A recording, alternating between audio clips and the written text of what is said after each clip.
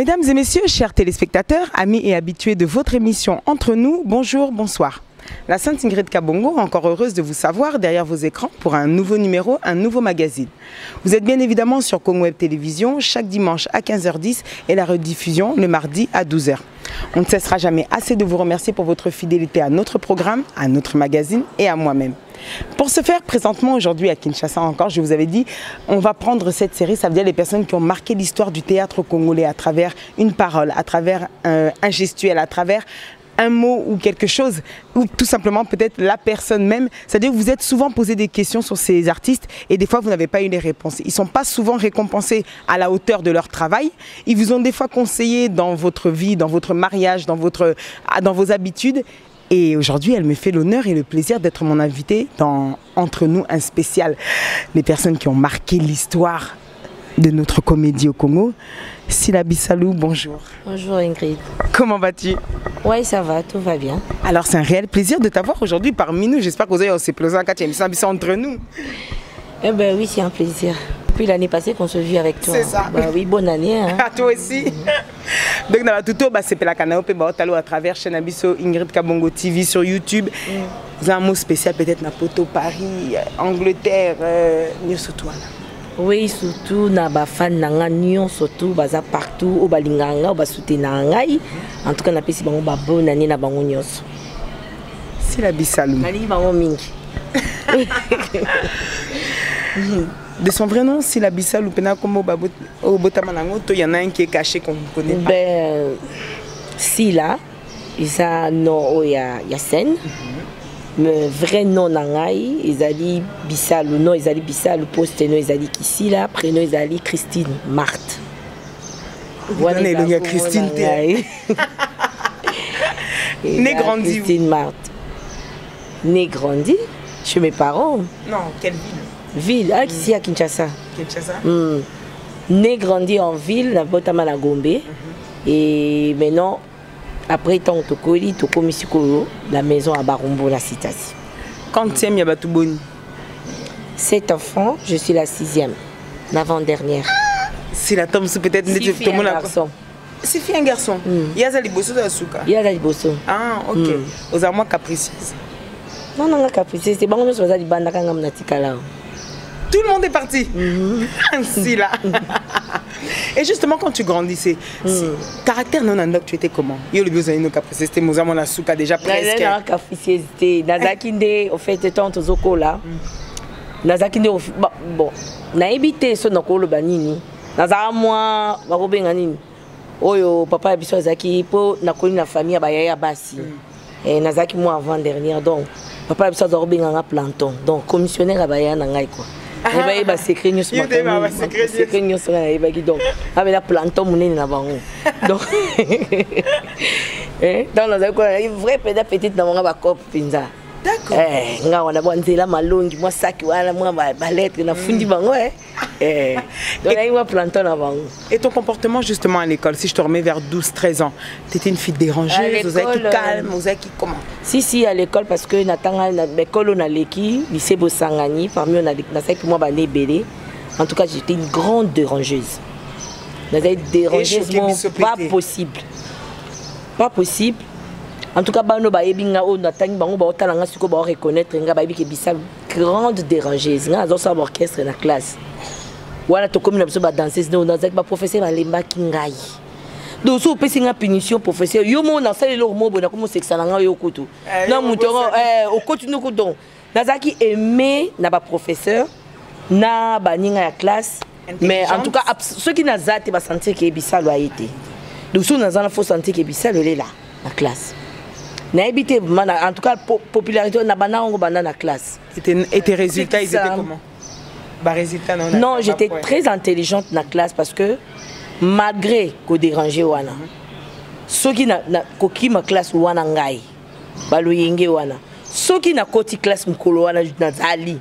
Moi interromo malgré tout na tanga na ngate. Moi sur 10 dans ba 6 ba 7. D'accord, OK, sans forcer. Sans forcer, mais ceux qui vont dans lundi, ceux qui dans lundi dans un 8 ba 9. J'étais très intelligente mais Nazaki vraiment dérangée, c'est pas possible. D'accord. Et on est nous déranger dans Nanda Kouté. Ah, mais ba punition belé ko funda ba professeur punition papa biso zo ba yango aza mobali obe aza mwasi heureusement aza mwasi ti na ko ya école ya ina ya art ezaki punition ba dégué les kay mingi école ba opesa ba plainte aza ko déranger baninga salane ba orchestre comment ko yemba comment ne danser ça comment binisa baninga. Tu appréciais quel artiste à l'époque? Un artiste qui te fascinait quoi quand tu étais jeune? Non, mais on chantait seulement quand je me rappelle plus de la création on a salaka à l'époque on sur place Et quand tu avais peut-être 15 ans, là où les gens commencent à se décider au niveau de l'orientation, tu te disais j'aimerais faire quel métier? Malgré que tu savais mais à cette époque-là, nous sommes à 15 ans. Si nazako estimé nazala hôtesse wana ngayu ale nazala journaliste na Chantal Kanimbo la grande dame de la presse na pesi coucou place azaline na nomo na Chantal Kanimbo na nomo na susu mama Rose na susu na nomo na à l'époque wana ndo nazaki ko nazaki même pas na idée que na ko sala sala ya comédie non na estima hôtel na arrivant hôtel nga nota la soko testé nazala côté ya journaliste nga mona za oyekola ngo na simu papier na vani nga mo na mi yokola ngo bu moi toujours c'est canada boyom to désannoncer émission la test. Et alors justement ce goût là puisque tu as fait l'INA. Oui. En quelle spécificité sur la Koloba? INA vous avez vu que l'animation culturelle. Moi option là c'est l'interprétation. Moi je suis une interprète. D'accord. Et quand est-ce que ce goût est comme au Kotao? Quelque chose que tu ne voulais pas faire à la base, mais au début c'était pas facile. Quand je suis arrivée à l'INA, donc Nazaki renfermé. Na mon on dirait bah il boire la fosse mon reboyer, je me retrouvais pas. Naïe na pouti, na mon quoi Ndiyo na centre ba fou na ba folle. Ba tunyo so ba zotanga ou parce que musique ezalaki, animation culturelle ezaki, ils ba blo rebelle. Bon, je me retrouvais pas. Naïe na pouti bateau donc nazaki timide dans le bateau. Et tant naïe ba madame wana à l'époque tozaki na madame Divine, na madame Dada, madame Junsi, maman on se di banda ba prof Mukeba, ba prof Mobinzo ba na ko kuta bango wana ba prof Tawite. Ba non mon nga lokwa mutu mona lobakate dans na yaki na ndo lobate même la baninga classe ba ebeki moi soranza timide donc na lobakate so na ye banda tongoti classe ici la 17 on nga na lobana ngate. Et madame a approché madame on a fait ce cours d'improvisation a approché tout est-ce que oyaki on a volonté non bien la volonté na tanga singa binga ni biloko bino bozo salate nga na ina nga punition na ningi na nga ngoti bazalina madame Divine on a fait ce cours d'interprétation dramatique ba 20 singa ba on bazal quoi batu donc ba psychologue ba tala ba étudiant vous voyez babi na nga me olingi ngoti mais nous on voit en toi quelque chose caché mais yo à toi aux hommes na ngoti nga binga na mona ngelo ko ngote parce que nga zo supporter na nga arati madame balobi oza actrice monene parce que nous on a vu quelque chose en toi pesa biso confiance ba sengi nga la pesa bango confiance na tika bango ba exploiter ngai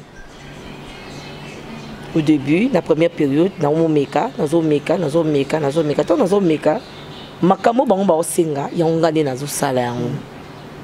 Et où ça on a beau péter? La force à rater. D'accord. Moi, Nakolo Bango, en tout cas, c'est une grâce. Et ça, Nakolo Bango, parce que n'a pas ça mutu talenté. Il n'a pas ça juste technique. Talent, on a yaki nango, mais n'a pas été que n'a pas talent. Donc talent, n'a pas le barassi un don. En tout cas, thank you God. C'est un don venant de Dieu. Donc oh, apé singa, ipendande tu yo apé sur talent. On a appelé ça mutu la particularité. N'a isa art. Zamba pesinga parce que je force rien. Nazalaka ceux qui va pesinga rôle que va expliquer biso casting des jouer. En tout cas, nazana grâce on a ekula ngai. D'accord.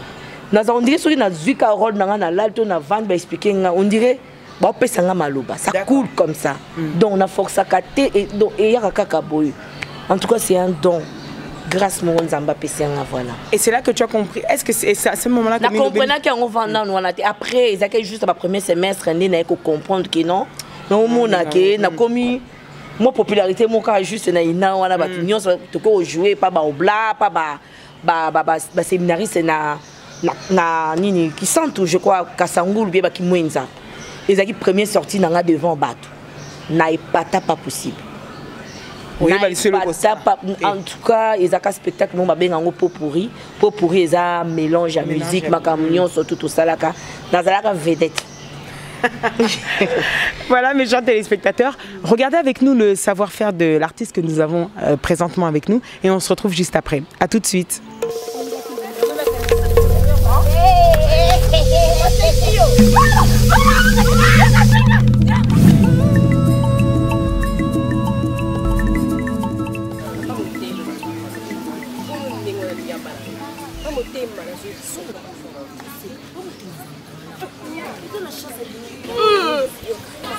Pardon, ça me engage.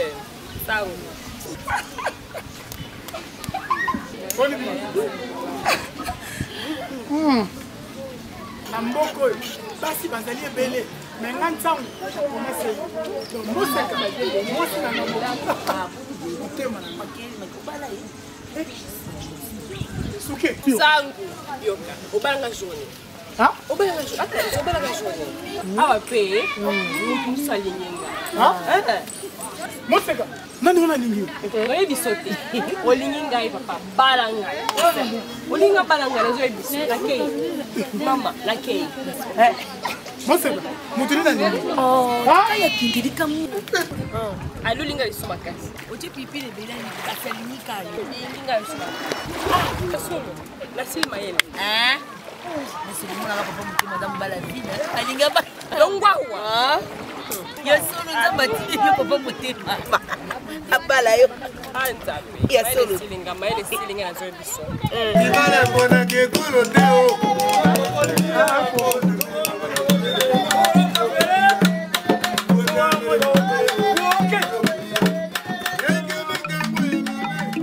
De retour mes chers téléspectateurs sur votre plateau, toujours en présence de Sila. J'espère que vous êtes à l'aise. Très à l'aise. Sila. Justement maintenant, l'INA terminée. Il faut quand même, on se pose quand même des questions. On a déjà eu bien que et amusala oligno sala na vina. Oui, après na lingango, na linga on a mon qui na zana po nanga, ça va, ça coule, comment couler nango. Et comment on se lance pour, il faut bien se dire, il faut na des sika. Comment toi c'était ton parcours? Moi, mon parcours, quand j'étais encore à l'INA, à l'INA, c'est plutôt dans le résultat dans l'examen d'État. Papa et Lombe, baza, étudiant ou bazaki na promotion. Na musika, kutunanga et bazaki na, tout le temps dans l'institut, découvrir des jeunes talents. Et oui, en plus, banaki na grande sœur nanga ya Sélé, Bissalou, ou aza na Bruxelles, na ya Sélé, na grande sœur nanga. Il y a Géné Motelé, une cousine, avec promotion, mon papa et Lombe. Il y a pas ça là art dramatique. Et grâce à Bangonde, papa et Lombe a découvert que il a moi la Motelé. Moi la Motelé, la cousine a bisonde à Kozwanga, na tant basali groupe Simba. Tant basali groupe Simba ndé à Kozwanga, na banana groupe Simba na ki lokola stage na ndé na tikala kimba moko. Claire, il y a qui groupe Simba beaucoup là, il y a qui groupe Simba à l'époque, il y avait Mindondo, Lipati, président Bodo, Papa Tito, Yann Dimo aussi. Maman Pembele Pazala qui est qui filme le bosso donc Coco Manao Koma, Papa c'est une opportunité, on a un rôle principal maman. En tout cas, rôle on a Isaac fallait Lipati mutu asalango. Les partis tant à Tikana Bango na Simba te azongine groupe Salongo donc ce qu'il fallait jouer camarade à Mindondo Desco Mindondo habité ou peut ça moi nous quelle chance na jouer na inga mona coacher tu vois Mindondo ne mutazwa kinga yes ange merci c'est une bonne intégration intégrer qui bien en tout cas Nazaki la bienvenue tant en tout cas bango nyo soit fonlenga motema bayamba kinga i mabo polele ya Solange Mindondo abandi ko coachinga abandi la ksangai Mwanda monga na utek na ngona ina ta on a ko yasko na basen o ya télé parce que nazaki non moi bébé na musala wana abandi ko kumbanga banjo laksanga moni caméra boy batala kate nini ko sala boy te ndiko kumbanga jouer boy sala boy Solange Mindondo andina président Bodo l'aide à papa Elombe bandi ko encadrer ngana au rôle ezaki pour ba pesa ezaki rôle mo capital principal et na grâce à Nzambe en tout cas ils a qui démarrage donc on a banda mbala moko na bima mbala moko et rôle mbala moko et bimisanga mamo pe na cartonné mamo va découvrir mbala moko c'était comme ça ils a qui ka décollage mbala moko. Et comment si là on fait justement quand on n'est pas connu aux hommes madame tout le monde na au saliro la bouée et cartonné le lendemain matin na tongo bimi va tout bon reconnaître et ça là la première fois hein. ça n'arrive qu'une seule fois et ben là on a ndako jour à diffusion et ben là on a ndako jour à diffusion la grande ça dans une source dans ba kiete et bazali eh na umimona star ya munene kana kacha ndako na umimona star wa munene kacha ndako so binanga ngala star. Et parce que là, comme est-ce que Bataliban, tout le monde comment ça fait en fait cette ascension en tant qu'artiste? En tout cas, il faut être moi hein, pour le sentiment. C'est formidable.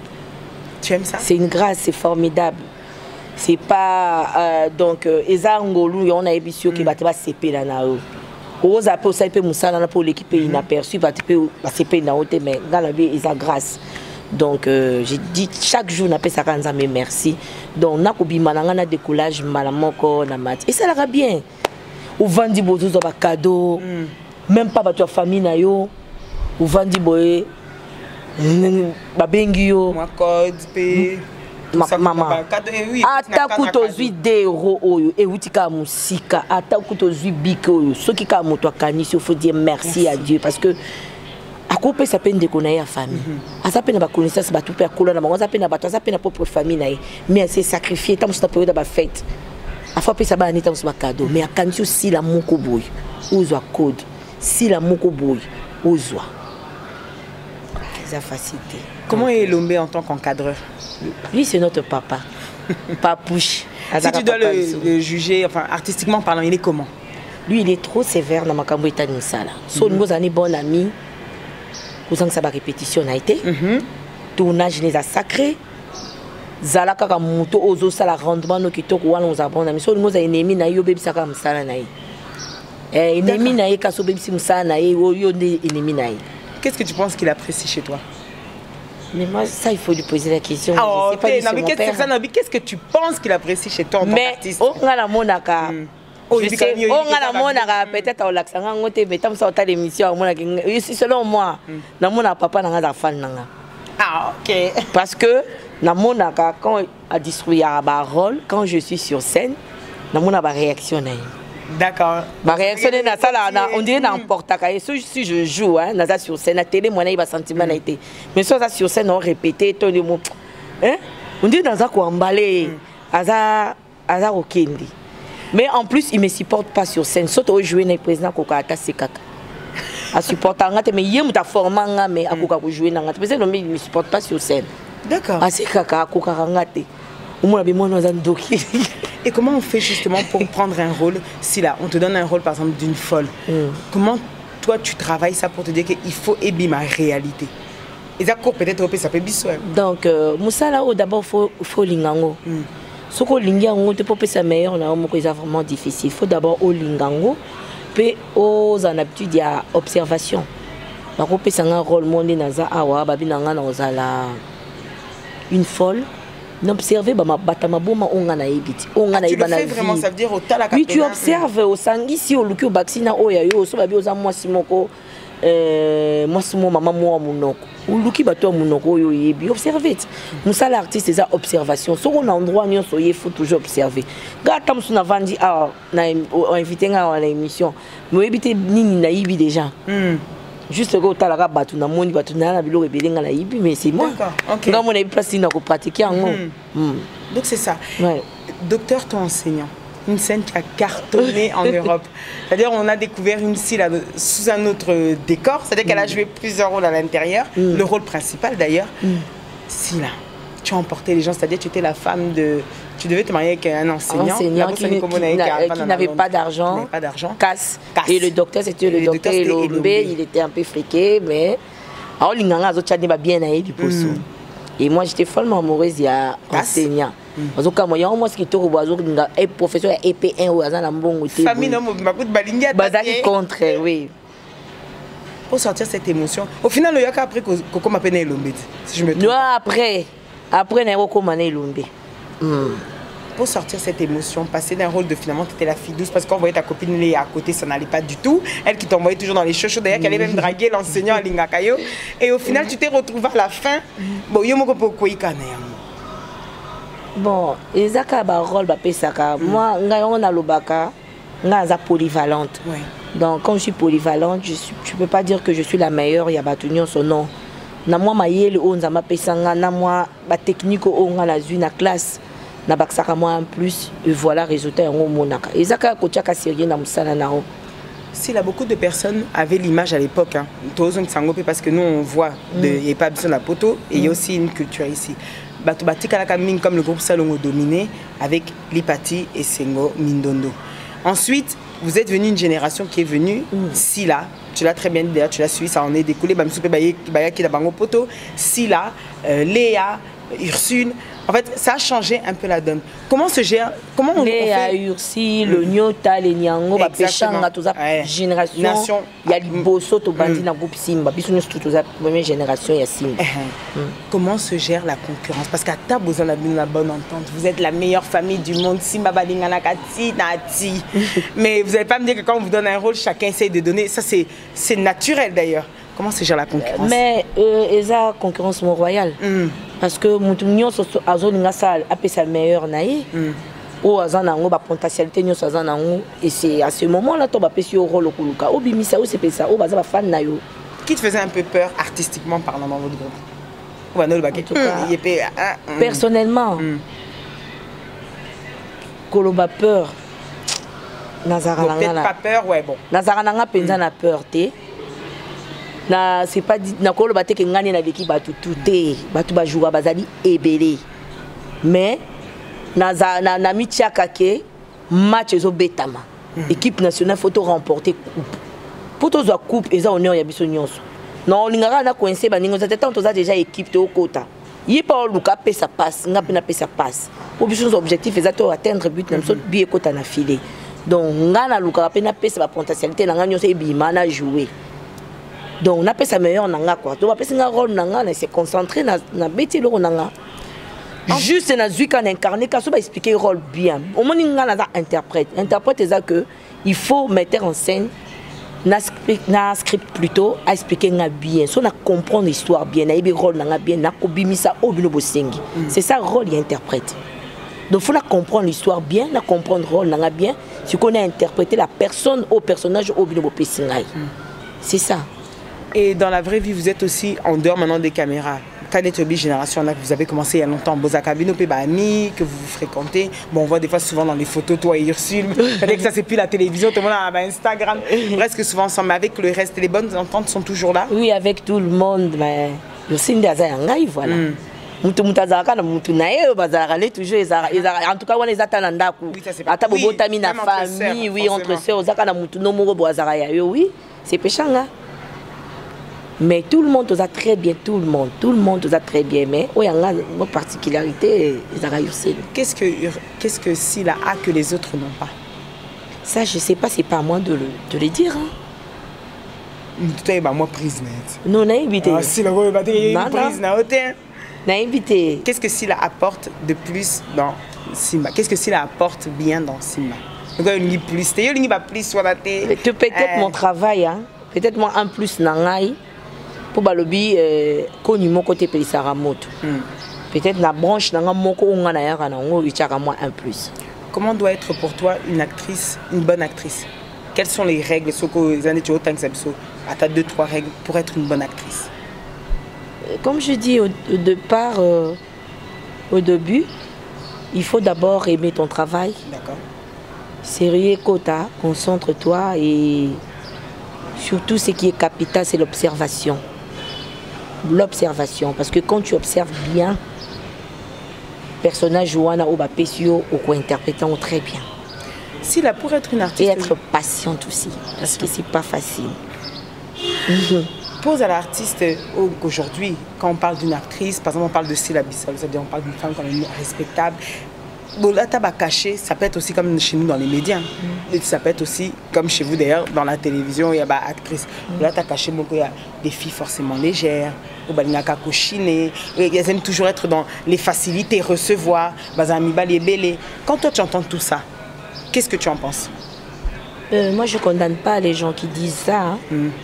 Et sur 100 personnes, Rose Atam Sousso. Bao basala ngo bazali, bao pe basala ngo pe bazate, bao pe ma victime bazali. Et pour moi ezaka que balobi baloba mabe me bakuta yo na mabe wana te, c'est ce qui est important. Biso papa na biso elombe ala kisa biso lo moko abi moni succès imatsara mutu pe ekitsara mutu. Donc télévision o eko bongisa o pe on pe ko petso pe na chute. Donc faut maîtriser. Problème ezali succès ce que yé mutu. Ceux qui maîtrisent les athées au sale à n'importe quoi. Donc alors, il faut comme à un niveau, nous dominer le succès. Ceux qui maîtrisent le succès, ou à nous maîtriser au temps où on a 2 pieds sur terre. Mais ce succès n'est emporté et on va dégager les alacs. Mais si là, une actrice comme toi, ça dit qu'Oko va avoir un téléphone depuis là, et puis d'ailleurs depuis de nombreuses années. Le téléphone il est là, il y a oh si là je t'aime bien, non. Ils ont on a lobby tout à l'heure, on a lobby succès, il faut maîtriser en haut. Il faut dominer en haut. Ceux qui se laisser faire, on est emporté, on va dégager les alacs. On les a capable. Est-ce que dominer c'est-à-dire que quand tu reçois un appel, tu en reçois 1000 comme ça dans la journée. Non, tout ça là, tout ça censé être gentil avec tout le monde. Parce que tous on a besoin de fans wana. C'est grâce na bango. Bango de mutu baza wana bango ba propulser biso.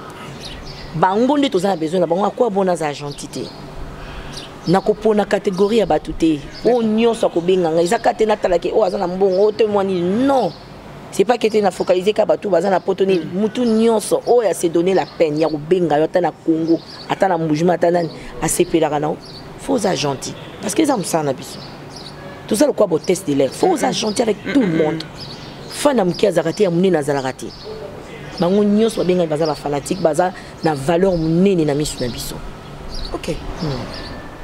Si la Bissal, le travail que vous faites, il y a une différence. Beaucoup de gens observent une différence entre celui que vous avez fait il y a 15 ans, celui que vous avez fait il y a 10 ans, celui que vous avez fait il y a 5 ans et celui d'aujourd'hui.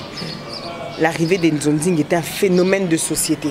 C'est-à-dire que tu sais forcément que les prix, une cassette s'achetait 1-2 s'achetait à 10 €. Donc si tu as une série, tu 10 et ça dit 50 € par famille. Tu es comme dans YouTube. Voilà. Ah, mais ce que le est comme dans YouTube, c'est que tu as tout ça. Bah magasin surtout qu'on a chanté, je sais Kanga. Comment tu as vu l'évolution du théâtre congolais et comment toi tu l'analyses et comment tu te places dedans? Ben, ce que je peux dire que Eza kaka makamu siècle les vitesse oyo ezotambola na mokili. Tout ça nini, tout s'intégrer kaka na rythme on a na vitesse on a oyo il y a évolution, il y a technique, il y a modernisation oyo komi lelo pour mikolo lelo bakama ba cassette eza lisuti. Il y a DVD. Komi kaka tozaki na ba cassette a minene, tozaki na ba CD. Comme le la vitesse, la vitesse c'est comme il y a YouTube, il y a ma chaîne, il y a ma chaîne internet. On n'a pas le choix, c'est notre boulot. Ils ont ça en abisso. Donc on continue toujours dans ça en abisso. Donc on joue pour la génération au bazar parce que à l'époque tant biso toyaki, mali pati baboya bisoté. Mais c'est on baboya bisoté. Non, on a eu la chance on a la maman bomengo. Pourtant on continue la jeune âge nangai. Tout le monde ba maman bomengo ba maman mabele tout kotaki tout ce qui moi grâce wana ko kota na bango ba fungola biso maboko to jouer na bango ba otika l'éternité bango ba leki mais ba génération peut se le cas akwa bon biso lolo to boya bano ba esika ba yepe na moi elo na bango moko boy tout ça les complicité biso to sangisi mayele na biso kala na o bango ba ye nango na ndenge modernisation komi to sangisi ka fusion toujours jouer. Ils ont problème, il faut donner la chance à tout le monde. Mais si là, est-ce que toi ça te dérange pas quand tu dis par exemple le bic est Bama Bomengo Bayamba Bino. À la tête de Mama Bomengo, on voit directement Chiteng Sana. Un homme qui nous a été décrit d'ailleurs par Elombe comme pour lui un savant de la comédie congolaise. Tu vois ensuite au-dessus de quelqu'un qui découle de là, Elombe qui arrive à vous former. toi qui sors de l'INA, c'est-à-dire que tu fais un effort déjà de toi-même, qui est mon côté, il te montre, parce que lui il connaît la télévision, mais toi tu as déjà tes techniques, parce que tu es déjà diplômé. Et avoir aujourd'hui des fois maintenant des personnes qui dans les théâtres, tu sais très bien que pas de formation, pas forcément d'envie, juste une autre à Kitoko, elle vient. Ça ne te dérange pas toi-même si là en tant que moi, je toi suis une pas artiste là, réelle? Ingrid, je suis pas là pour juger les gens. Dans la salle à casting que j'amène les gens. Moi, pour l'instant, j'ai un contrat chez Top Vision. Ouais, pour l'instant, nous avons joué dans la chaîne à Top Vision. C'est pas que nous sala musala au biso to kanina contrat. Bango bazan artiste na bango bayi. Ba pesi rôle artiste aboya Carole.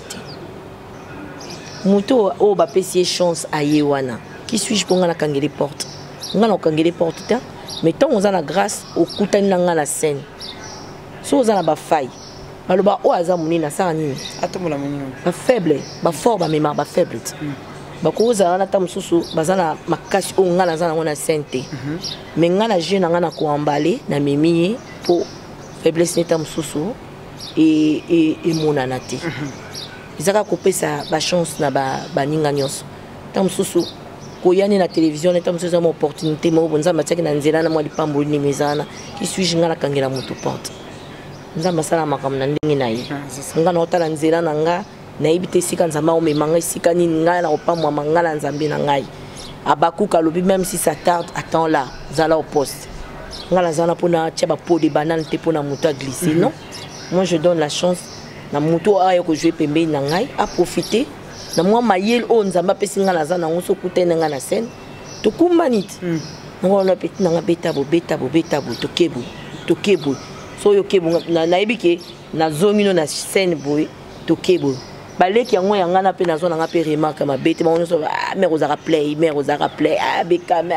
bekam ko jouer na yo ya yo biko o couvrir nga yo meminga obiko o emballer nga imbala moko donc voilà c'est que mutazana nzela na ya zana destin na ye donc voilà. Quel est l'artiste avec qui, bon, si tu dois me citer 3 ou 4 personnes, et la féminin, la masculin, avec qui tu adores jouer? Même ça peut remonter à il y a 10 ans, peut-être vraiment, t'aimais vraiment quand ils étaient sur place. Bon, tant que tu es sur place, dans le trio, tu as un miracle Ursine Nangai. Ah, tu as un trio, tu as la complicité de Gémeaux. Ton nom soit la miracle laquelle? Miracle Fatou, d'accord. Celle qui est en Europe, à Azana Bruxelles. Tu as la moins complicité de Gémeaux. Donc, miracle est bien que si la soit lobby boui.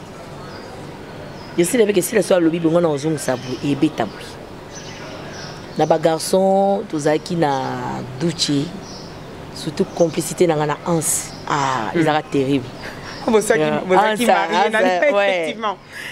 En tout cas, na batunyo, na ba zigura, basami mokili, metapinga, Sonia, donc na ba leki o to kuta na bango lelo o to zana bango moi complicité PAG wana pe na mona moi feeling wana et ezali ba manka ko des fois ba onyo sotani ko manquer bango nyo so ba kenda oui to za ba to so ko ma jamon fe ba manka ngai so ba manka ngai mais to tikali be ba kata bazali balé bazali ba Thérèse bazali moi vite na ba zo couvrir ba couvrir. Dis-nous un peu, si vous voyagez surtout au Salaka, voyage na yo va tout bazolo belela. Pourquoi y a ce que vous voyagez comme un problème aussi là? Dubaï au Kenya qui est comme qui après dernièrement les sous Inde. Oh, il y a Inde écoute na mon dit qui moi Dubaï. Inde qui invitation, invita Kingana ya dadi di Kambala. Famille moko ezana Inde, couple mo ezana Inde, ba invita ki biso na dadi di Kambala baza ba fan na biso. Maman na papa, maman linganga, papa lingaya dadi, de ba invité biso to passer ba vacances à Noël na bango, na banande, voilà invitation tina to kenda ki Inde. En tout cas, Nazaki vraiment la bienvenue na Inde. Ah non, formidable. Parce que na ba ponaki na Dubaï pour yoser na kat. Pour yoser na ati.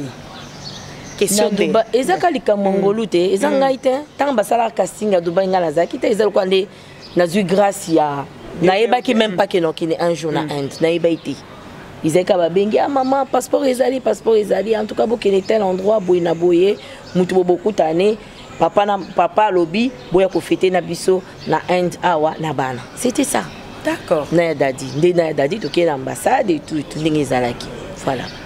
Est-ce qu'aujourd'hui, maintenant, quand tu peux au côté, ils ont patience, ils ont vraiment patience parce que Babi patience c'est Futaka. Parce que c'est Futaka. So ils ont temps en Zambie, Babi temps en Zambie, Mutaka Ngangote. Quand le temps de Dieu arrive, personne ne s'oppose. Donc ils ont qu'à faveur Moroboye, ils comélio, pour son Zambie, le bien temps on est là pour comélio, ils comélio Mutaka Pixazate, Mutupa au Kangazate. Bah au basé la Kaona Poto, ils peuvent se dire quoi? Mais il y a des basé la Kaona Poto, si là. Moi, je suis une famille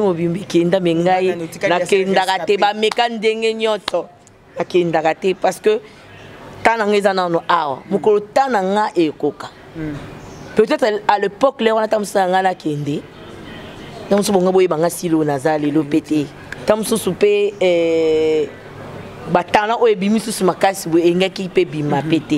Dieu fait les choses à son temps. Non.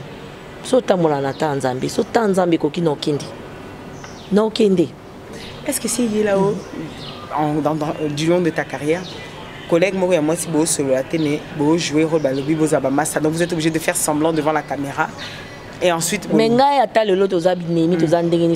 c'est une autre personne, tu joues pas avec Moutou Bozagine ennemi, tu joues avec la Sila. Non ça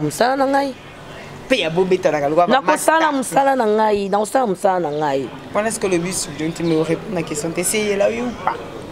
Mais non est comme l'angate non est comme l'angate bon na ebité na bité que tout le monde a ba qualité ni za pele ba défaut nga pe na ba qualité na nga na ba défaut mais toi ba qui tant en société il faut te supporter parce que na famille nous pas problème ezalaka na vie pose à la bien il faut olingaka ozwa bolamo mte za likolo mabe na se là où vivre bien na bato parce que so yozo mona ka ba défaut ba ninga bon yo est-ce que yo mo pose à bien donc faut ça là qu'il faut ozwa ka bolamo eza likolo ou tia mabe na se to vivre to se supporter parce que faut lingana na bosolo quand il y a l'amour il y a le sacrifice donc supporter son dans bodingo na yo non zo mabe na on tia na se non supportant yango faut vraiment tout pratiquer yango et tout vendre très bien na baninga.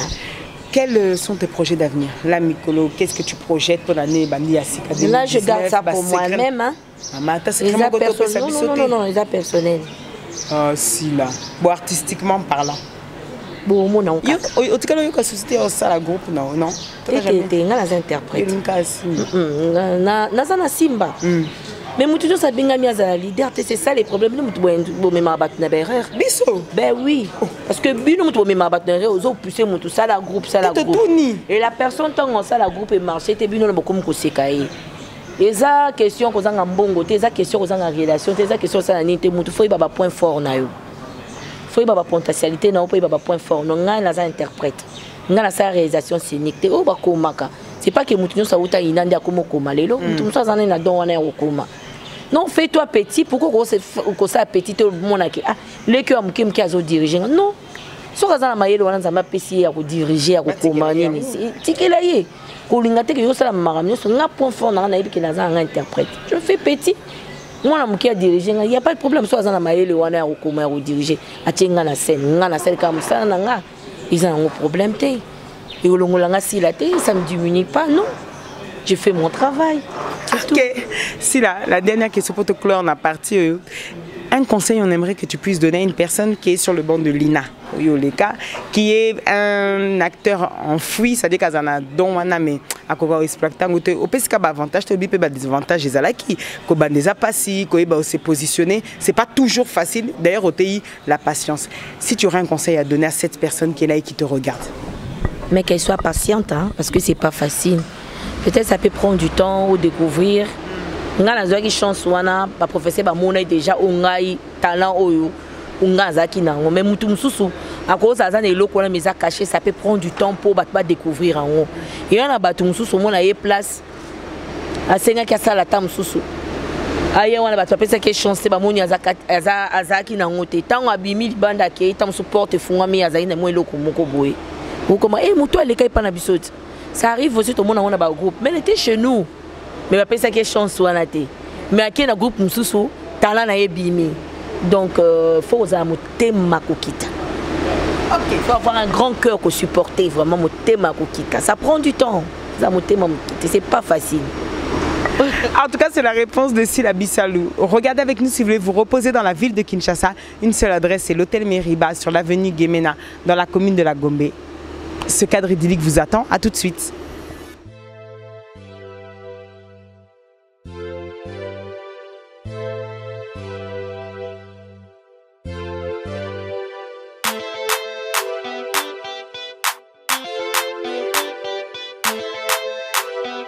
Meriba Hotel, un cadre idéal pour toute catégorie de personnes. Ici chez nous, les clients heureux, avec 2 chambres et de luxe, 2 appartements avec Wi-Fi et un ordinateur portable à votre disposition. Une salle polyvalente pour vos fêtes, conférences, réunions, etc. avec une climatisation impeccable. Une piscine pour vos baignades et vos barbecues. Un service traiteur haut de gamme est à votre disposition pour toutes vos manifestations. Savourez le plat de notre restaurant. Chez Meriba Hotel, avec un service taxi, votre transport est assuré. Kinshasa Gombe, quartier Sosimat, avenue Gemena numéro 3. Cordial bienvenue.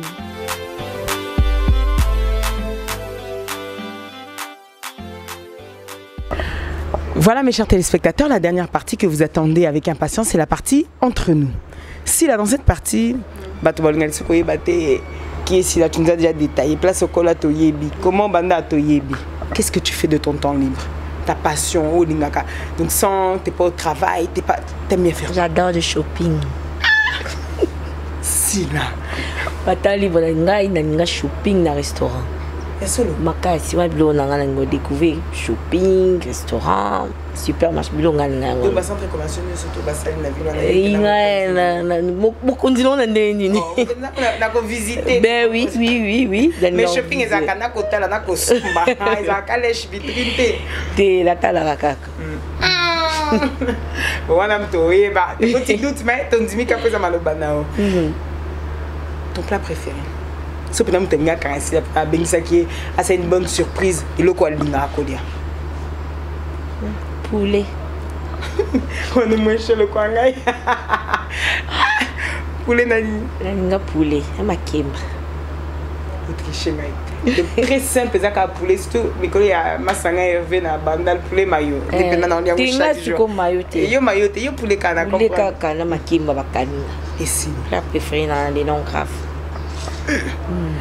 Comment est-ce là? C'est-à-dire si aujourd'hui tu dois faire une autocritique, tu nous donnes deux qualités et 2 défauts. Et à autocritique aussi. Et je commence par qualité ou défaut? C'est maintenant par qualité. Qualité, si elle est trop large. Explicite-nous ça. Bon, elle est large dans quel sens?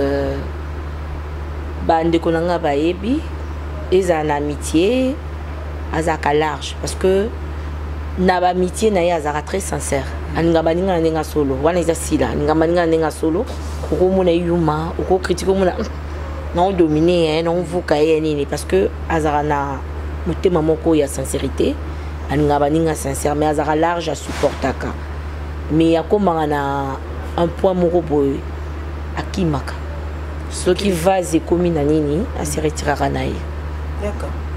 Elle est comme ça, elle se retirera sans bruit. Et puis, en tout cas, pour comprendre qu'elle s'est retirée, c'est difficile. Pour aboyer un problème. Elle s'est retirée sans trace. Azarabongo, en amitié, en union sur Azarabongo. Azarabongo. Azaka large à supporter. Au côté traité, ne va sortir union sur Obenge Yuma. Comme on a eu la monnaie, la écoute au ninime. Parce qu'elle a tiré à temps. Pour la personne. Ce qui monte jusqu'à ce que a changé. Aucun mois à supporter la maman, mais pour un petit rien. Elle est partie. C'est tout. Tant kinda vraiment. Tant kinda concerné. Oh, ils ont des causes à non, ah, Azaki à perdre. Bon. En général, tout le monde a expliqué. Si on a la largesse, on a expliqué. Deuxième qualité. Deuxième qualité, c'est aux gens de. Non, tu connais la généreuse facile. On a Ah. Ça, c'est les gens, surtout grande soeur Nanga Doris. Donc, parce que je soutenir la msalo kwa bande konanga bazate. Bande konanga ba encourageant na ke liboso. Ba on balobala na biso nyoso. Azaka na fomoko. Ya bien ye mutaleki ba nyoso na kokaba. Na kokaba nde na otolo. Votre c'est ma défaut. Défaut de plus que moko ta kuta longo de na vida moko. Défaut nanga na rando aussi kanoki. Colérique. Et nazaki ko silikanoki. Soki na ki kamu. Nazaki na défaut mon silikanoki. Mais sikoyo na maîtriser on a dominant na comment analyser les camps. Pourquoi na silika? Pourquoi na silikate? Est-ce que nous tu as aussi dans une blessure inoubliable? Parmi les blessures, peut-être des abats sur santé. Toi tu en as une? Mais je suis pas obligée de te le dire ici. Ah, c'est la ligne le blanc wapi. Non, écoute. C'est-à-dire que d'entre nous, les gens apprennent à te découvrir. Il faut que comme moko, ça veut dire que le ban même son soute. Déjà les que belo le bio le bati. Mais la tenue, ma question nga to le ba yo ça la jette. Ma question nga ba réponse na autre. Bon c'est la vie oui. Il faut que je te le dise. Bah oui. Non, c'est que ça peut-être 50 blessures, il nous blâme au poni, les moindres que le belabi se casse. C'est important. C'est pas important. Les années moté ça la coupe si que tu regrettes ou non. Tout ça, si j'avais une baguette magique, sa réponse, j'espère que l'année a été. On avait une baguette magique, malgré que tu as mis banza, mais je te donne et je te dis si là, exo ça veut là, tout de suite, maintenant, ce serait lequel, sans réfléchir. Mais n'y t'a pas encore baguette magique, laisse-moi le temps de réfléchir parce que ce que Zanza me motakiti dans le médon. Ah, tu tout découvert de moi ou quoi? Ceux qui te ont baguette, même si Balobi, au moins comme à l'école, la dame c'est les kiffs. Même si Balobi, n'a pas une minute. Même si pour ça, on a tout une baguette magique. C'est ça, n'a pas de bande qu'on a 5 minutes. On a bangoté. Parce qu'on a été. Bande bakenda. Bande bakenda. N'a pas 5 minutes, car n'a pas 5 minutes. Pour ça, n'a pas n'a pas 5 minutes. N'a pas 5 minutes. Qu'est-ce que tu détestes dans la vie? L'hypocrisie et la trahison. Ça fait très mal, trop mal même. Et qu'est-ce que tu aimes par-dessus tout? La vérité, même si ça blesse, vaut mieux. La vérité, ça va bien. J'aime bien l'amour, environnement Place Nazali, environnement où ils ont la bonne ambiance quoi. Na koka atmosphère haute, bat bazan baso di mer, mutu esprit nae, mutu en tout cas là vraiment n'importe so mutu ko témoigner on na koka te nanga nazaka mal à l'aise. Nanga Place Nazali tout le monde tout emballé l'ambiance hein. D'accord. L'harmonie muka bien mais ceux qui place on a boulumizate, bat bazan ba guerre d'esprit, bat bazan ba haine banini. En tout cas, on a vraiment victime, on se sent très très mal à l'aise.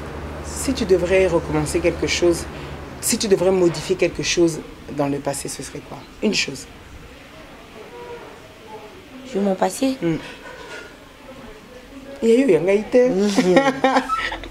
Beaucoup de choses. Hein. Beaucoup de choses. Bien ta mokote. Beaucoup de choses. En tout cas, au niveau vraiment. Beaucoup de choses. Beaucoup de choses. Notre avant-dernière question. Baloenga jeunesse. Ah. Au fauteuil belé? Nabika Baloenga jeunesse. Beaucoup de choses. Si la Bissalou est-elle un cœur pris ou un cœur à prendre? Déjà prise. Les gars ont déjà pris quoi? Mère de famille? Non, pas encore. Je suis encore chez nous. Chez mes parents. Je suis avec mon père parce que là je t'avais dit tout à l'heure, tout le monde est parti. Tout cas là, 2 plutôt, 5 mois et ma grande soeur Marie-France. Nous avons habité au balai, mais il y a et pas na papa parce que je veille sur papa. Donc je suis encore chez nous. Mais tu espères que ça arrive un jour? Bien sûr, pourquoi pas avec le temps. Nous les avons prises. Ils ont une course, ils ont une défi, ils ont une compétition. Et nous avons ça la makam na ton naïe.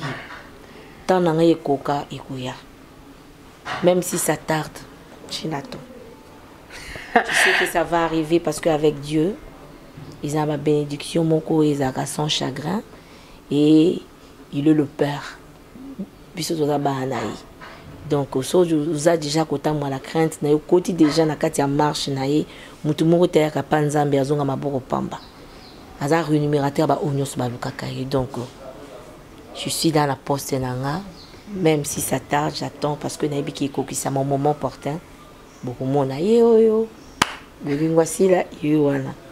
Bon, en tout cas, c'était les paroles de Sila Bissalou qui vous a fait plaisir et qui nous a fait plaisir. Sila, c'est un réel plaisir de te recevoir. Ce qu'on a un remerciement rapide, déjà, n'a pas dirigé, c'est Alessi Bisso. Au Pessangoka, rapidement.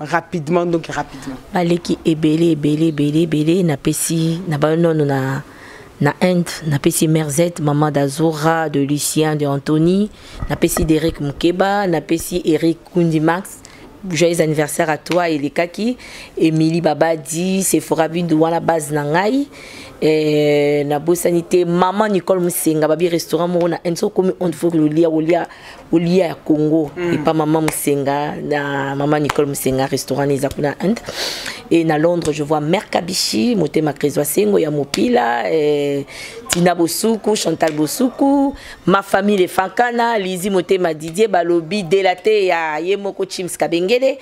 Et Londres, Baza Ebele, Lili Mbayabo, Patukusu, ya Vikombele. Et Nazongi na Paris. Et Babi, Oyazwa, beau comédien, Yemo Domiti Makinza, Motema Di Londrebe.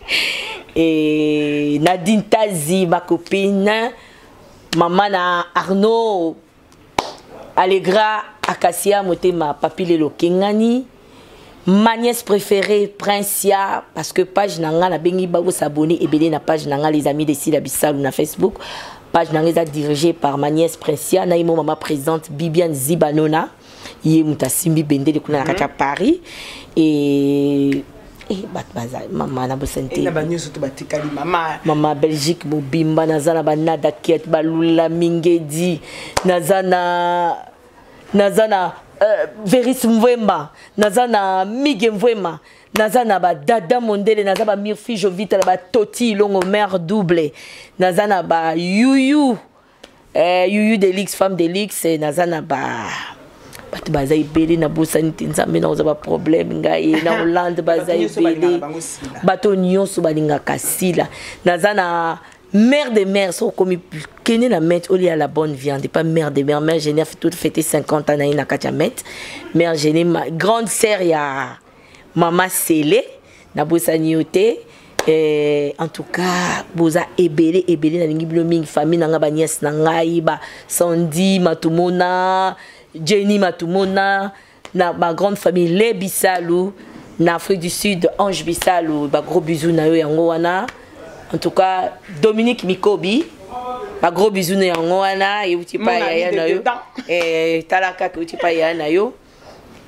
Boza ebele na lingi bino mingi na lingi ma copine Dividi à la grande maquilleuse on se mona ngamba maquillage mo ba touche kitoko Dividi senga azawana ba olangi okena ba perruque kitoko Sophie olangi azawana côté restaurant Sauce Divine azawana babi tata ambilengi na biki décoration mikolo zo sa makamu ambilengi motema simplice aundu et ba gros bisous na yo yango wana. Vous êtes tellement ébélé na lingi bino vraiment mingi bino. Oui, biko bosaninga. O tangi batu messi là vraiment. Dina copain na bosanioté Dina copain moana. Dina copain babi Natacha Lando, mutema Lando, Natacha Lando, ba gros bisous no yango wana. Freddy Mauve, ya Freddy et soirée na yebi ke le 8 mars eza ko inda. Ba basinyo so ya Belgique ba ko kita wana ba winda. Na bosani pété Mikeshu na kati ya Paris, Bajina Kikunda, Boza Ebele, na bosanité Nadège Bianche, Motema Picho Bianche, wana vraiment la carte qui gagne quoi. Ça c'est toi. Et si là c'est si là. Boza Ebele, Boza vraiment Ebele na ngibino mingi. Na ba ona bosani buni mo mona tanza mukina ba ona bosanité to kutaka rendez-vous na ba théâtre. Bon. Na bosanité balobi Mikeshu, Allegra Poutou, Nassideri, Charlie Mito Belange, Dao, Aïna Nzongo, na bosanité babi Lilikos na kati à Londres. Na bosanité ba gros bisous. En tout cas, on est ensemble. Comme musuto kuta na Top Vision quoi. Merci beaucoup, bonne année na bino nyonso ba balinga sila. Na bino nyonso to en tout cas na ba fanatique na nga en tout cas nzamba pambola bino na ba nyonso balinga nga ba sambela po na nga ba batinda ba cadeau po na nga nzambe amona bino pambola bino bana membre ya Top Vision na bosani binoti. Ba gros bisous na bino yango wana Nana Kayeye Motema Antoine. Babi groupe Timiel yo mtolingi voiture. Uzo ya a. Groupe Timiel les na Canada ils ont ba mituka nyonso. Marque nyonso olingi au solo le PC 50% sur voiture de livraison à domicile na kachanda kunao. Donc contactez groupe Timiel marque nyonso voiture olingi na ba pièce nyonso bazana na service nao. Ok. Voilà mes chers téléspectateurs, c'était donc votre émission Entre nous spéciale Les Étoiles, des personnes qui ont marqué notre comédie congolaise à travers aujourd'hui Sila Bissalou, qui était une parmi tant d'autres. Vous verrez ça, nous sommes à Kinshasa présentement et nous sommes très heureux de l'avoir reçue. Pourquoi pas toi maman Émilie Nzemba que je salue, gros bisous à toi. Nabatunyo Soto Balanda Abiso. Pourquoi pas toi mon vieux Yaoudi Mouchini, j'ai vu que tu étais aux États-Unis, na Monaki. Merci à vous tous qui avez pensé à moi d'ailleurs pour mon anniversaire. C'était un réel plaisir à Hervé, mon Picadilly qui nous a reçus. Donc si vous voulez, restaurant Moïsana sur Chibangwana, Kobanate Avenue Kassavoubou, boum, référence Tour Eiffel.